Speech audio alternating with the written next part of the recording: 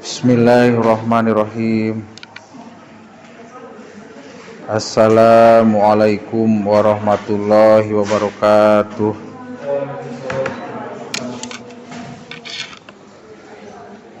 A'udzu billahi minasy syaithanir rajim. Bismillahirrahmanirrahim. Asyhadu an la ilaha illallah wa asyhadu anna Muhammadar Rasulullah.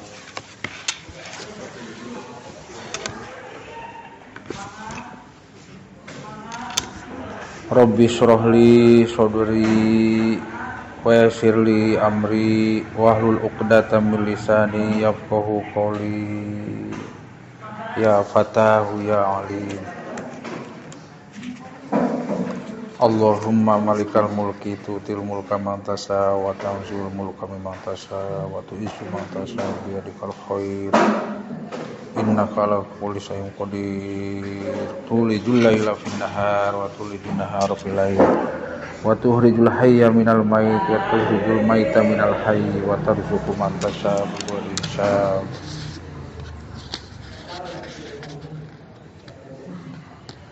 Ayeuna wengian Kemis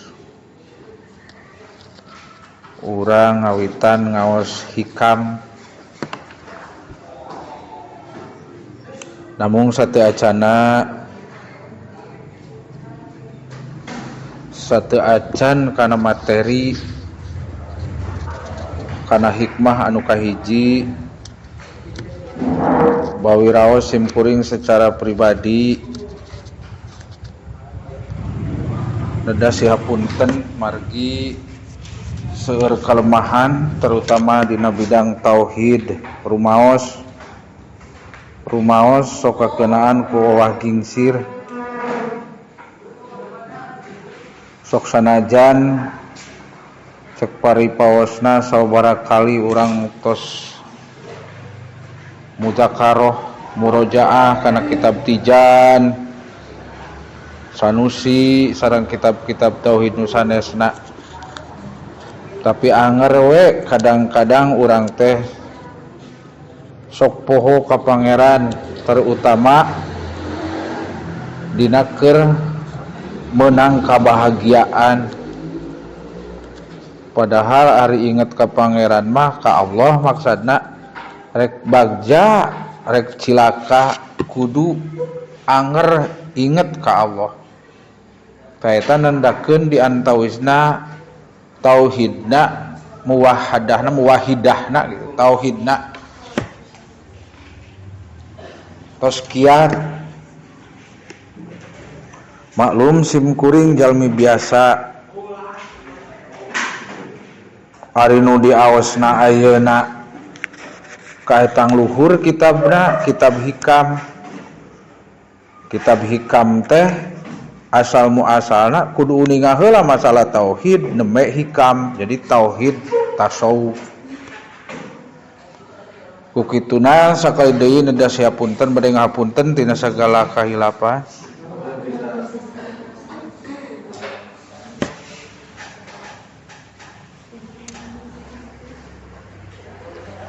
Mangga urang kawitan ngaos kitab hikam.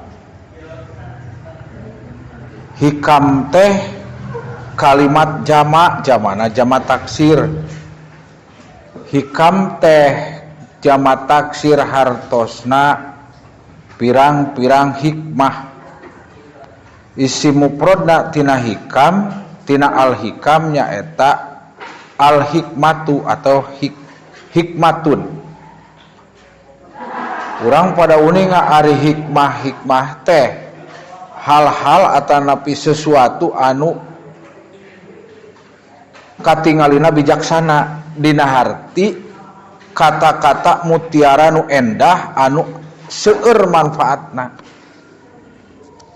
anu asup akal logis kalayan ditampi ku diri urang bahwa ieu teh bener-bener menujuna hanya kepada Allah. Hikmah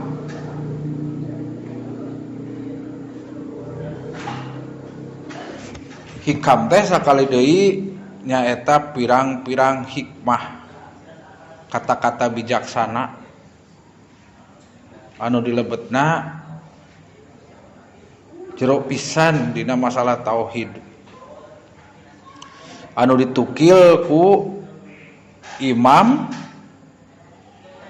Ibnu Athaillah. Jadi disingkat bae nyaeta Imam Ibnu Athaillah. Nami pondokna, nami panjang nama Muhammad bin Ibrahim. Sareng saterasna urang disingkat bae nyaeta naminana teh Ibnu Athaillah. Saha saurna? Ibnu Athaillah As-Sakandari, nama daerah.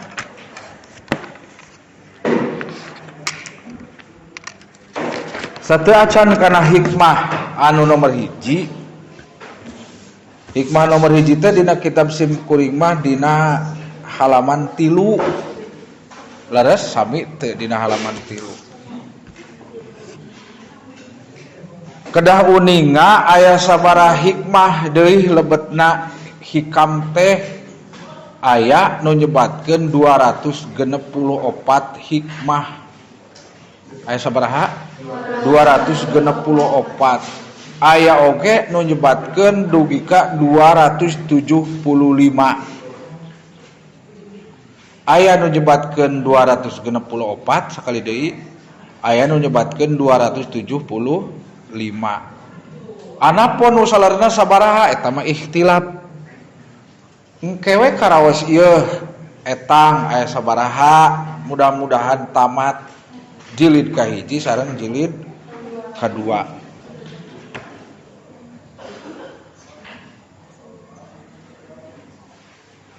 Oge ijab kubut ti Sim Kuring ayeuna bobilih engke dina ngadugikeun ieu hikmah-hikmah atanapi hikam anu ditukil disusun ku Syekh Ibnu Athaillah.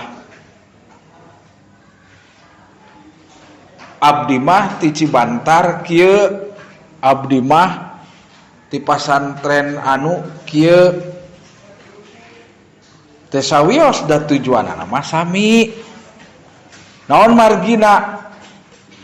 Margi anu nyarahan atau anu ngajelaskeun ieu kitab hikam teh seueur, henteu hiji, puluhan kadang ratusan.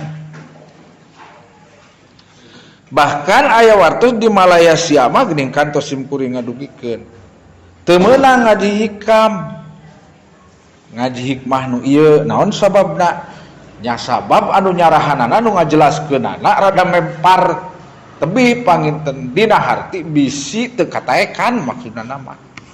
Seperti kitab Jami'ul Muqni eta teh jero pisan, atanapi kitab anu dikarang ku Syekh Abdul Muhi Pamijahan umpamana teu acan ka open bar, teu acan disebarluaskeun eta teh bisi teu kataekan ku eta nama.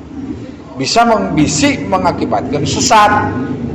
Naon sababna? Teu saeutik jalmi anu ngaos kitab hikam, kitab tijana can diaji kitu umpamana, atau kitab sanusina. Nu mawi sakali deui boh biling ke dina nerangkeunana Sim Kuring As-Sakidah moal sami ngan pedah tujuanana mah sami. Sabab seueur anu nyarahan atanapi nu ngajelaskeun ieu kitab hikam. Pamudah-mudahan urang samudayana dugi ka tamat ieu ngaos kitab hikam. Amin. Amin. Kalayan dipahami, kalayan sarehat sadayana oge. Bil khusus ka Syekh Ibnu Athaillah, pamudah-mudahan anjeunna ku asbabna nukil atau nyusun ieu kitab hikam anjeunna di alam kuburna, di alam barzahna Allah Subhanahu wa taala masihan cacaang, masihan kabagjaan. Amin. Amin ya rabbal alamin. Bi barakati ummul Quran Al-Fatihah. A'udzubillahi minasyaitonirrajim. Bismillahirrahmanirrahim. Alhamdulillahirabbil alamin arrahmanirrahim maliki yaumiddin. Iyyaka na'budu wa iyyaka nasta'in. Ihdinas siratal mustaqim siratal ladzina an'amta 'alaihim ghairil maghdubi 'alaihim waladdallin. Hikmah kahiji. Bismillahirrahmanirrahim. Min alamatil i'timadi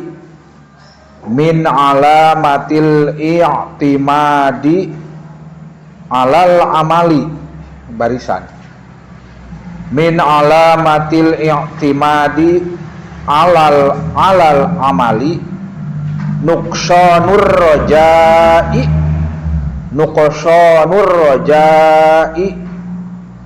inda wujudiz zalali. Wihandai min alamatil i'timadi alal amali nuqsanur rajai inda wujudiz zalali.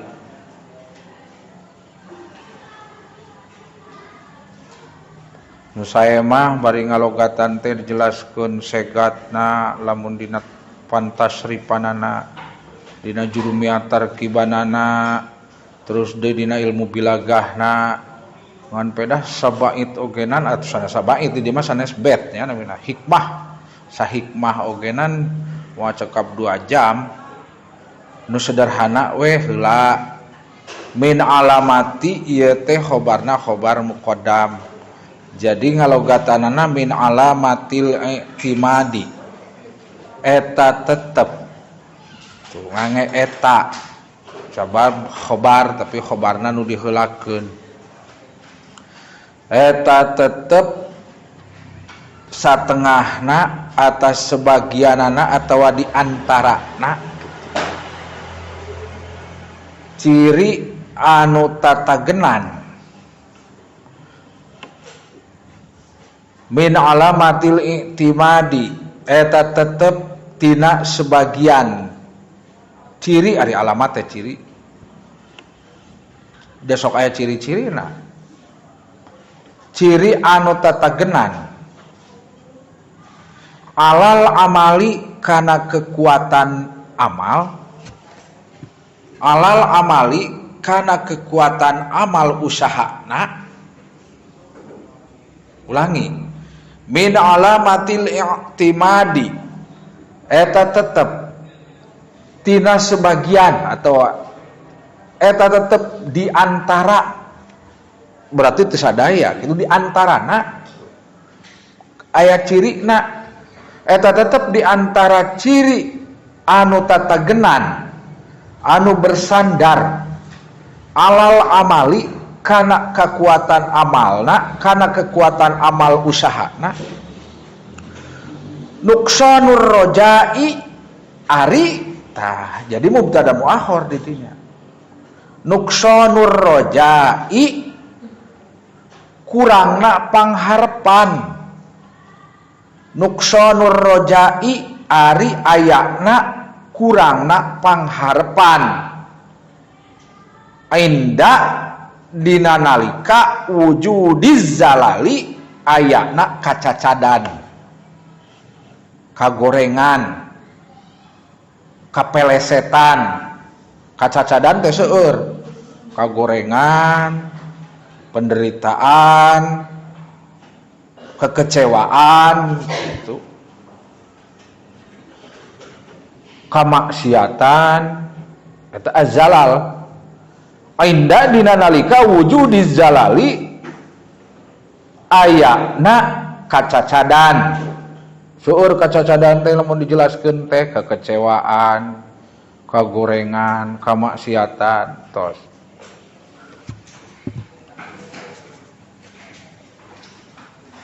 Kesimpulan sementara udah pada dijelaskan beli teka harti ari baris nama geus pugulah tingali min alamati al-i'timadi gitu ta min harfu jarin alamati majrun bi min alamati mudhof al-i'timadi mudhof ilaih alal amali ala jar al amali majrur nuqsanu mubtada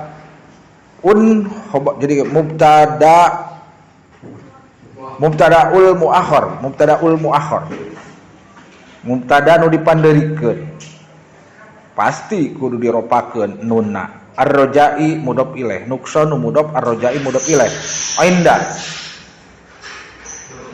harfu jarin sami dorob sami sapertos amalna harap jar, jadi wujudina dijairkeun. Bahkan inda mudhof wujudi mudhof ilaih, wujudi mudhof ilaih gitu. Li zalali jar majrur gitu.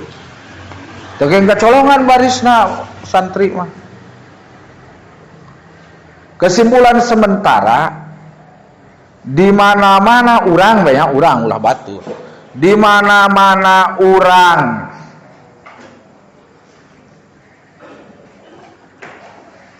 tatagenan kana amal, arisugan baheula mah teu kitu gitu kan. Kapan hari tamat teu acan ngaos hikam naminagenan namanya ketijan. Sugan ari amal teh bisa ngasupkeun urang kana surga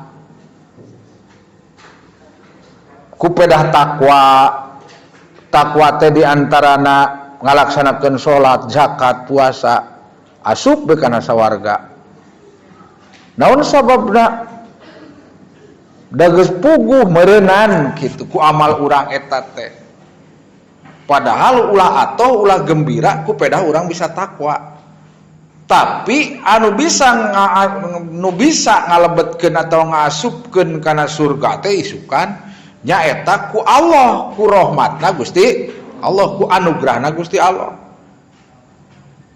Nu matak di dia diantarana ciri jalma atau urang nu tatagenan kana amalnya eta osok ngarasa kurangna pangharepan, ngarasa kurangna pangharepan rahmati Allah dina nalika aya kacacadan.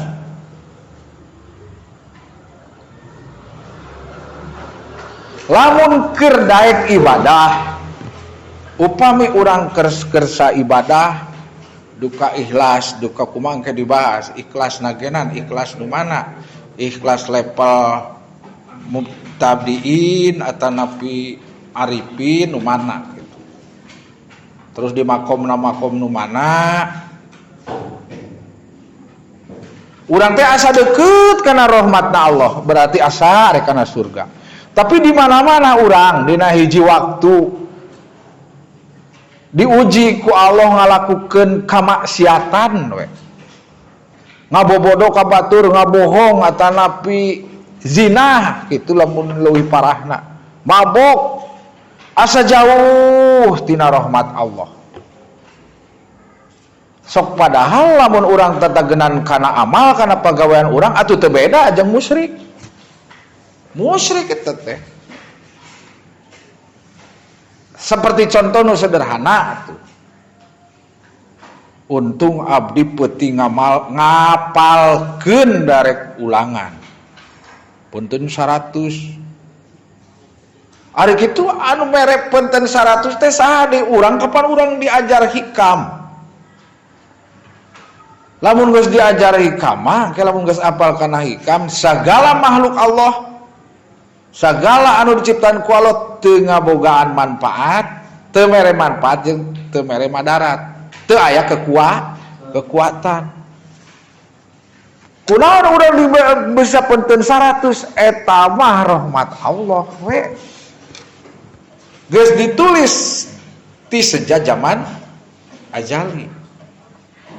Sabab lamun engke teu punten 100 lah hanas mah ngapalkeun gitu. Jadi kurang atau ngurangan hate teh keyakinan kana rahmat Allah ari kitu mah ciri eta teh urang tatagenan kana amal. Ulah nyebutkeun untung ngapalkeun, untung ngadoa gitu. Jeung sajabana. Teu inget ka Allah na mah gitu. Jadi inget nanti teh kana pagawean urang atuh teu beda jeung musyrik. Boga keyakinan aya kekuatan deui salian ti Allah. ulah kalah puyeng ieu ngaos hikam. Ari si sim kuring ge mimitina mah teu paham gitu. Balikan deui di antara ciri na jalma anu tatagenan kana amal, bersandar kana amal pagawean usaha atau pagawean urang kana amal usaha nanya eta sok ngarasa kurang pangharepan kana rahmat Allah, di mana-mana datang kacacadan, di mana-mana datang kekecewaan. Geuning penten 50 ngapalkeun oge tah gitu. Lamun urang geus tauhid kuat mah rek awon nilai rek sae sabab yakin ka Allah nyantewe tenang gitu. Taena orang fokus karena masalah fantasawubna min alamatil iktimadi alal amali ta urang garis besar atau fokus karena ngabahas amalna. Naon dinu disebut amal? Ari amal teh nyaeta gerak. Amal itu pekerjaan. Gerak teh maknana tidak amal teh artina gerak tubuh, gerak hate. Awas.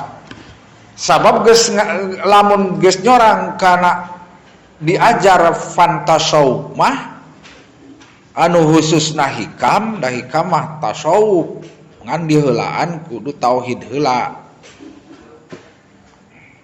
Gerak tubuh jasad, gerak hate eta disebut amal. Ari amal pada melan, ari amal teh pada melan atau pada melan gerak tubuh, pada melan jasad urang, tubuh urang, diri urang jeung hate urang. Da kapan aya dua, aya dohir aya batin. Di mana-mana geus diajar hikam geus kana hikam kudu inget anu gawe urang, anu gawe teh gitu, anu amal teh nu gerak teh aya dua, dohirna jasad urang, batina hate urang. Jadi antara jasad, dohir jeung hate kudu sinkron, kedah sinkron. Di mana-mana eta gerak tubuh atau gerak hate heg diuji ku Allah, dicoba ku Allah anu mentak nimbulkeun siksaan, eta disebut nama maksiat. Jadi amal maksiat.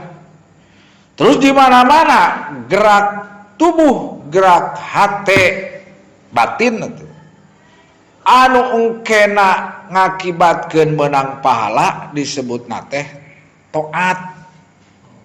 Jadi aya taat, aya maksiat. Ngan dina kesempatan ieu masalah maksiat moal dibahas, da sabab urang arek ngalelempeng diri. Rek ngabersihkeun hate, rek ngabersihkeun ruh urang. Nu matak kana jalur taat. Gitu. Engke kesimpulan terakhir berarti kesimpulan kedua, di mana-mana urang keur ngalaksanakeun maksiat anu engke nak ngasilkeun siksaan, di mana-mana urang keur ngalaksanakeun taat nu ngasilkeun pahala, eta mah rek amal hate, rek amal dohir, da sabab sinkron pastina oge kuduna nama tah ulah tatagenan kana eta. Ari keur taat asa deukeut kana rahmat Allah, ari keur maksiat asa jauh tina rahmat Allah. Rek maksiat kenca rek taat katuhu kitu disimbolkeun mah urang teh yakin deukeut jeung rahmat Allah. Da sadaya ge dina jawhar tauhid geus dicarioskeun tuh. Berarti urang ngaji hikam teh lamun teu ngaji jawhar tauhid puyeng. Da sabab dina jawhar tauhid lamun urang aliran tauhidna aliran Ahlussunnah wal Jamaah arek sae rek awon eta teh ti Gusti Allah. Geus puguh ku Allah teh dilarang zina, kudu ngajauhan zina, tapi kapinarengna disetting ku Allah bet kalakakeun cabet zina gitu. Boh zina anu sederhana di sajabana. Urang kapan dibere akal sehat. Ieu teh abdi dak yakin deket kana rahmat Allah. Rumatak sanggup ngajauhan zina eta. Darek dizinahkeun rek teu dizinahkeun kusaha? Ku Allah kan kitu dina jawhar tauhid mah. Ulah nyebutkeun kabahagiaan ieu teh ti Allah, penderitaan mah lain ti Allah.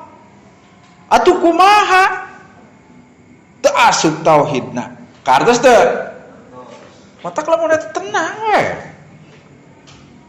Ongko urang percaya kana naon rukun iman anu kodo jeung kodar iman ka sabaraha? Kagenep. Ongko urang selalu mengucapkan la ilaha illallah la haula wala quwata illa billahil aliyil azim. Tapi ari gorengna nama cenah lain ti Allah, ari belis eta ciptaan saha? Allah. Sadaya ti Allah. Jadi rek maksiat rek taat urang teh yakin deket jeung rahmatna Gusti Allah. Jadi satu titik gitu. Fokus. Anu engkena akal urang teh bener-bener berfungsi. Kapan tauhid tasawuf? Ari tauhid nu digunakeun akal tasawuf nya jeung hate. Tah urang ngabahas amal taatna heula. Cek dina fan tasawuf amal taat anu ngakibatkeun engkena insyaallah menang pahala aya 3. Aya amal syariat tuh aya dina hidayatul azkiya ge sami. Da memang ngaji hikam teh urang asbabna ngaos hidayatul azkiya heula.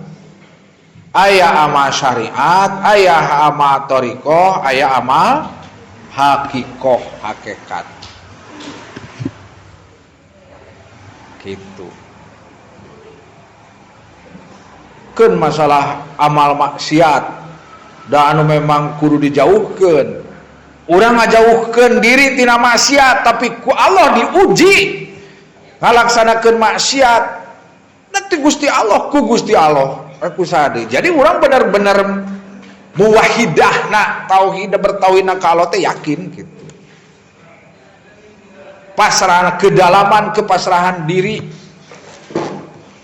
Man ulah seperti Jabariyah. Syariat kudu uninga. Memang dina hidayatul azkiyah ge diterangkeun ari syariat fungsina gunana kanggo naon? Gawe syariat teh gunana kanggo naon? Teu aya sanes nyaeta amal syariat teh kanggo ngabersihkeun diri secara dohir, ngabersihkeun diri dalam kurung dohirna. Kadua fungsina atawa gunana amal thariqah dina fan tasawuf disebatkeun nyaeta kanggo ngabersihkeun hate.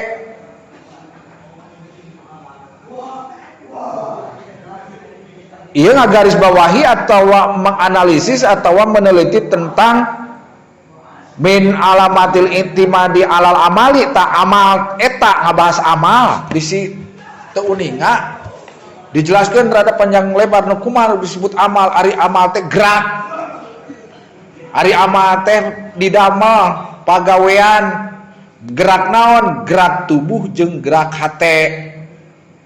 Gerak tubuh jeung gerak hate teh bisa nimbulkeun siksaan, bisa nimbulkeun pahala. Lamun siksaan kulantaran eta hate jeung diri urang teh ngalaksanakeun maksiat. Lamun amal urang ngakibatkeun kena menang pahala disebutna teh taat.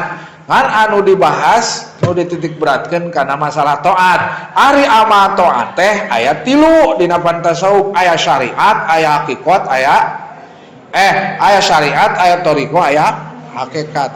Ari amal taat syariat fungsina gunana naon? Keur ngabersihkeun diri urang. Bisa kurang jelas nyaeta ngabersihkeun diri teh secara dohiriyah. Terus amal thariqah keur ngabersihkeun naon? Keur ngabersihkeun hate. Ari amal hakikat keur naon? Keur ngabersihkeun ruh urang, arwah urang. Aya jasad, aya hate, aya ruh.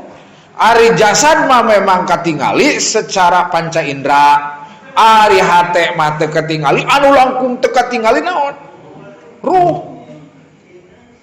Jasad urang kudu bersih, hate urang kedah bersih, ruh oge kedah bersih. Dah komo eta anu kembali ke Allah naon? Ruh. Atuh kumari teu bersih mah disiksa ka dina neraka. Makaning sebagian keterangan ulama ngajelaskeun sadaya umat Nabi Muhammad kana neraka heula kecuali anjeunna Muhammad, istrina, keluargana, sahabat, ari urang naon kana neraka. Cenah menurut konsep aliran tauhid Ahlussunnah wal Jamaah. Teraskeun atau sakali deui ameh emut ari amal taat gerak tubuh gerak hate anu nimbulkeun taat syariat eta teh gunana kanggo ngabersihkeun jasad urang, diri urang. Terus deui amal taat thariqah gunana keur naon? Gunana ngabersihkeun hate. Amal taat hakikat gitu, hakikat hukum, hakikat keur ngabersihkeun ruh urang. Urang uraykeun deui memeh diuraykeun ari syariat keur ngabersihkeun jasad urang teh naon deui? Kapan urang teh aya panangan, aya cepil, aya pangambung, aya baham, aya rarai, aya sampean jeung sajaba-jabana, jeung sajabina. Ieu panangan bade kamanakeun, ieu sampean bade kamanakeun gitu kan.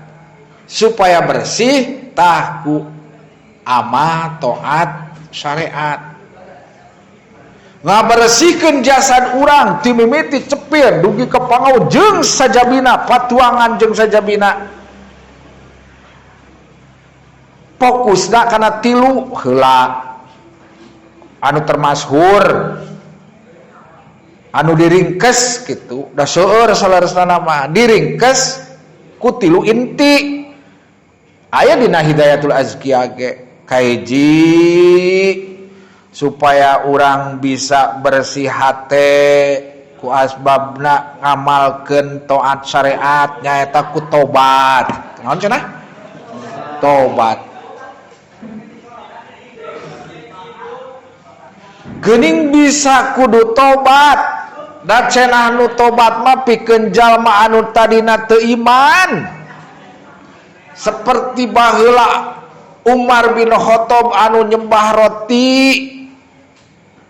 atawa saha deui tah anu asup Islam atuh kudu tobat. Eta nu kitu mah ari urang mah geus mukmin. Yeuh sing emut. Nabi Muhammad cek paripaosna Kangjeng Nabi urang sadayana unga detik ngalaksanakeun tobat eta pangkat Rasul. Ulah aya basa dan geura tobat. Kewe gegeda kotor deui ieu. Kapan kitunya dina anekdotna. Ibaratkeun jang geura kumbah mobil atau motor lang kewe dang kegeblok deui ieu. Tah tobat mah kudu saperti Pak hoyong neda kumaha lamun dibalikeun ku bapak urang engke lapar deui sok rek kumaha tah tobat ge kudu kitu ulah nyebutkeun pedang engke dosa deui geuning tuang lamun disebutkeun engke tuangna engke tobatna da engke lapar deui engke tobatna da engke boga dosa deui ieu coba lamun ayeuna dititah tobat tapi disebutkeun kalah engke boga dosa deui ari dahar kapan ari tuang mana teu bisa di naon tidak bisa dikompromi ulah aya bahasa engke da lapar deui nya bisa ditahan ari tos lapar malah lapar tobat ge kudu kitu sakali deui masalah tobat pikeun jalma nu mukmin pikeun jalma nu kafir kudu tobat urang ge kudu tobat ari tobat teh nyaeta balik deui kana naon kana kesucian hilang tina dosa syarat tobat kapungkur tos dinadomkeun syarat tobat anu soheh aya 5 jeung saterusna kudu kedah kapaham dugi ka ari abi teh tobat nepi ka memenuhi syarat teh ieu ditampin teu tobat ku Gusti Allah ngan aya sebagian ulama di mana-mana urang ditarima tobat ku Gusti Allah aya cirina saudara nyaeta buktina di mana-mana urang tas ngalakukeun zina atawa sok maok henteu ngalakukeun deui ta eta cek ulama secara dohiriyah sebagian ulama tapi eta teh ditarima tobat urang ngan di mana-mana tobat tapi balik deui teu ditarima tobatna lain tobat naon lain taubatan nasuha tobatna cek urang Sunda mah tobat nyocol sama ongkoh lada codeui bahkan nepi ka sasepna akibatna nyeri beteung ka pina-pina gitu tobat hiji eta dina ngajalankeun amal taat syariat kuncina mah tobat dina Hidayatul Azkiyah ge dicarioskeun gitu tobat kadua di mana-mana geus bersih seolah-olah urang dimandian ku cai herang seungit putih bersih deui herang deui naik masih kana dina syariat nyaeta takwa ku jalan takwa tak lain takwa gitu lain aya akronim cek budak tak inget baheula keur budak keur mubalik takwa bukan kepanjangan dari tak dibabawa dan memang lain babari nyebutkeun masalah takwa tapi luas pisan pengertianana konsepna luas ngajalankeun parentah Gusti Allah jeung ngajauhan sakumaha nu dilarang Gusti Allah taeta takwa contohna naon nya ibadah dibagi dua mahdoh mahdoh ari ibadah mahdoh mah seperti salat nu langsung ka Allah saum jeung sajabana terus deui ari guer mahdoh mah hidup sosial tolong menolong takwa eta di mana-mana geus tobat bersih suci bajuan kunaon ku takwa di mana-mana geus di bajuan sing istiqomah sing kedah istiqomah diacukna kancingan sing sae ulah ieu mah takwa sakapeung mudab-dabun sakapeung diacuk sakapeung teu diacuk sakapeung kitu sing istiqomah teh sing ajeg di mana-mana urang bisa tobat takwa istiqomah eta geus lulus tina makom syariat tina tempat syariat tadi makom teh tempat atau lamun dina tasawuf mah gitu kan ulah palai wani-wani, ulah hoyong wantun-wantun. Abdi mah rek clek langsung kana makom toriko. Lah, moal tiasa. Da kapan kunci nama tobat heula. Abi kapan baheula syahadat, abi teh mukmin, abi teh Islam, Islamna keturunan. Moal ku si tobat, ampun balik deui Nabi Muhammad sallallahu alaihi wasallam unggal detik cek paripaosna tobat. Ari urang lain ajengan-ajengan acan meni mungting tobat. Ulah bahasa rek nyeun dosa deui terus we. Ngan engke lamun geus tobat ulah balik deui kana goreng terus takwa terus lamun geus dibajuan geus saged istiqomah. Istiqomah teh teguh pendirian. Continue terus ngalaksanakeun kaadaan. Ngan ku bisana tobat mung ku tiasana takwa jeung istiqomah atuh aya syaratna. Teu aya sanes urang tiasa tobat sareng takwa sareng istiqomah masih dina makom amal taat syariat nyaeta syaratna kahiji ku ayana ilmu. Kumaha supados urang gaduh ilmu atuh ngaos jang sing hayang jadi santri. Dina Hidayatul Azkiyah dicaritakeun dina kitab Jubad ngapeda dina Hidayatul Azkiyah dicarioskeun menurut kitab Jubad gitu kan karangan ilmiah. Fakuluman bigwairi ilmin ya amaluhu mardudatun latuk baru asana kitu pamit lepat. Sajalma amal tanpa ilmuna eta teh ditolak teu ditarima. Rek tiasa tobat kumaha lamun teu aya ilmuna geus puguh. Syarat tobat teh aya 5 kapan? Teu aya ilmuna kumaha? Kadua eta anu taubat takwa jeung istiqomah teh teu aya sanes syaratna kudu ikhlas. Ikhlasna di dieu ikhlasna level syariat keneh anu ikhlasna level syariat teh nyaeta urang teh salat contona karena Allah tapi aya hate ngobrol kieu sieun ku neraka jeung hayang kana surga eta teh geus ikhlas eta oge ngan ikhlasna ikhlas syariatkeun bae lumayan daripada henteu mah kitu. Tobat teu ikhlas moal jadi takwa teu ikhlas moal janten istiqomah lamun teu ikhlas moal janten.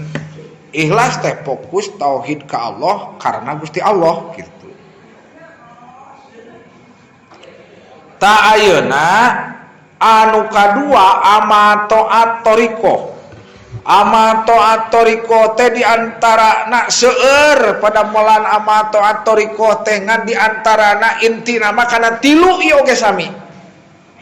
Kahiji ikhlas, kadua syidik, katilu tumaninah.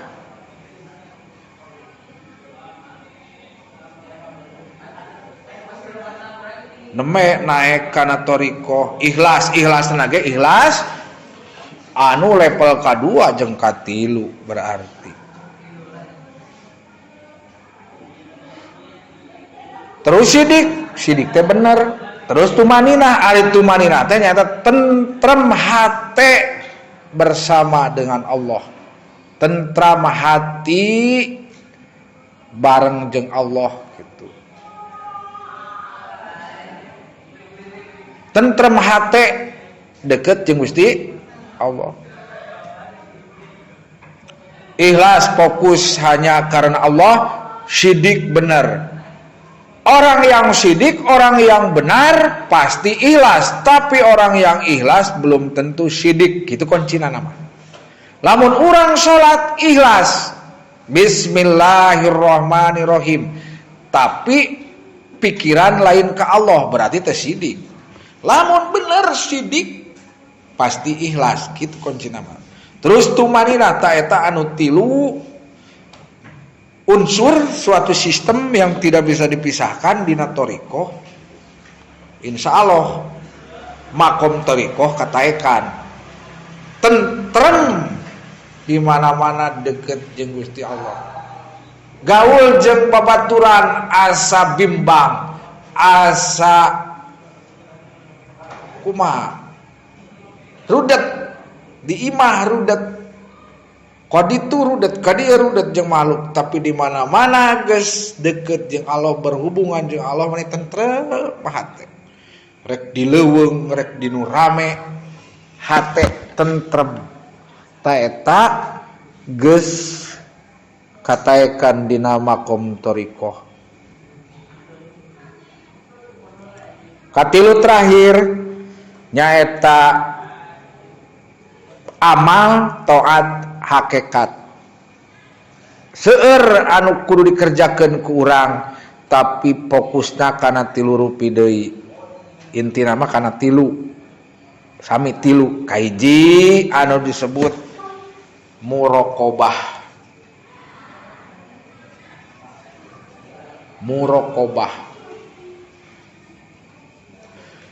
Kadua musyahadah.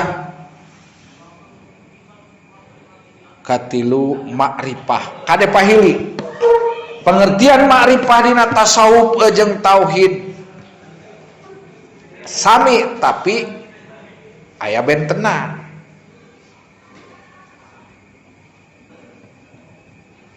Ari dina tauhid mah bener-bener ngayakinkeun atau mengenal Tuhan, ari makrifat di dieu mah jadi geus lamun luhur mah manunggaling kaula Gusti. Lain berarti urang teh Allah lain gitu. Oke, aya dina hikam palidituna aya nu disebut ma'rifatul jam'i. Tuh aya deui jami, teu aya deui jalmi anu ma'rifatul jam'i, konsep simkuring nyaeta Kangjeng Nabi Muhammad sallallahu alaihi wasallam. Ari masih kene sieun lewat pasarean mah lain ma'rifat, simkuring rumasa.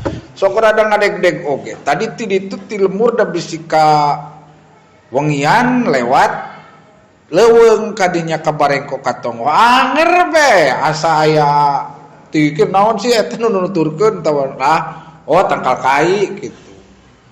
Berarti masih kena sieun ku makhluk. Makomna teu syariat-syariat acan ari kitu mah. Kitu di depan tasawuf. Da urang diajar jero. Tah ari muraqabah nyaeta urang teh asa ditingali we ku Gusti Allah unggal gerak langkah urang teh.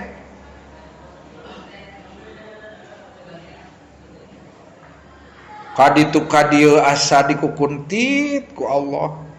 Berarti urang moal daek ngalakukeun maksiat. Da Allah aya terus ningalikeun urang.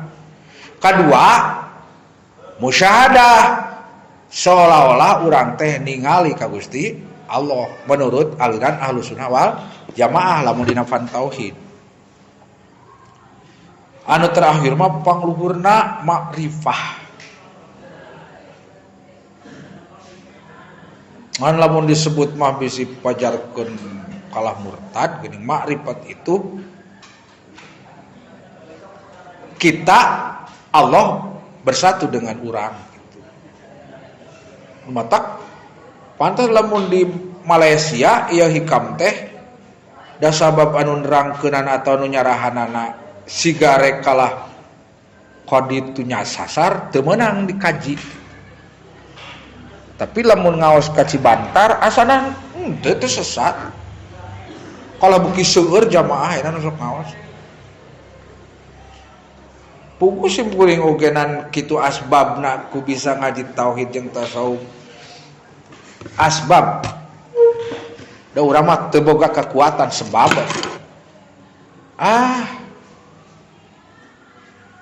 Asan penderitaan teh teu mane dipikirkeun teuing we da naon sababna sadaya kapan ti Gusti Allah gitu.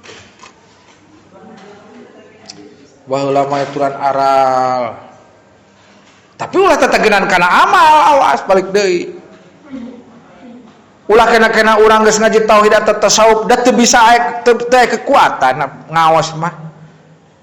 Balikeun nyaeta ku karunia atau rahmatna Gusti Allah gitu.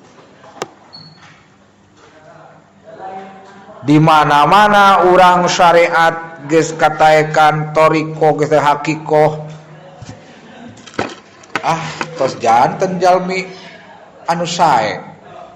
Makana batur mah pangkatna jadi wali gitu. Kapan hidayatul azkiyah ge ila tariqil auliya teh hayang nyucuk galur jalanna para wali. Lain berarti urang lain tujuan ka wali, kana wali maka kapan di jawhar tauhid ge jadi wali, jadi nabi, jadi ajengan, jadi naon bae teu bisa diusahakeun. Eta mah ku rahmat jeung fadolna Gusti Allah gitu. Kesimpulan terakhir, lamun urang mung disebut jalma anu tatagenan kana amal, da cirina jalma anu tatagenan kana amal teh nyaeta di mana-mana ngarasa kurang atau jauh kana rahmat Allah, di mana-mana menang kaca dan contohna menang di ujian maksiat ku Gusti Allah, batujuk-ujuk maksiat abdi teh. Rek maksiat, rek taat kudu tetep deket, ngarasa deket karena rahmat Gusti Allah. Urang tok tekenging ngarasa bunga ku bisa ngalaksanakeun syariat. Kesimpulanna aya tong ngarasa bunga ku ngalaksanakeun toriko jeung hakiko, tapi kudu ngarasa bungahna ku ayana dibere rahmat jeung fadolna Gusti Allah. Da ari syariat toriko jeung hakiko mah eta teh pagawean atanapi amal. Sakali deui ulah sok tatagenan kana amal atau pagawean urang. Sabab pagawean urang teh teu ngabogaan tapak.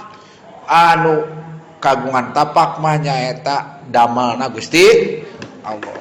Mudah-mudahan aya manfaat sareng barokahna ngaos hikam sakitu buktosna anu kacangking ku sim kuring ladang ngaos sakali di sakitu buktosna, tapi tetep si kuring teu taksiri sok sanajan ngarasa lawora tapi kekeh emutan mah hate mah hoyong gitu, hoyong leres, hoyong ditampi ku Gusti Allah.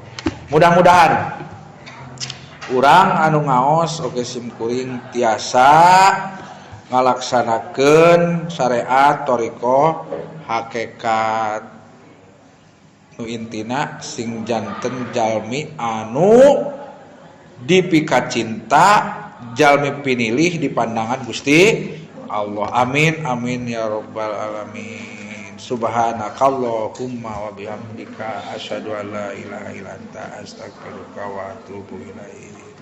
Ya Allah biha, ya Allah biha, ya Allah biha, ya Allah bi husnil khotimah. Wassalamualaikum warahmatullahi wabarakatuh.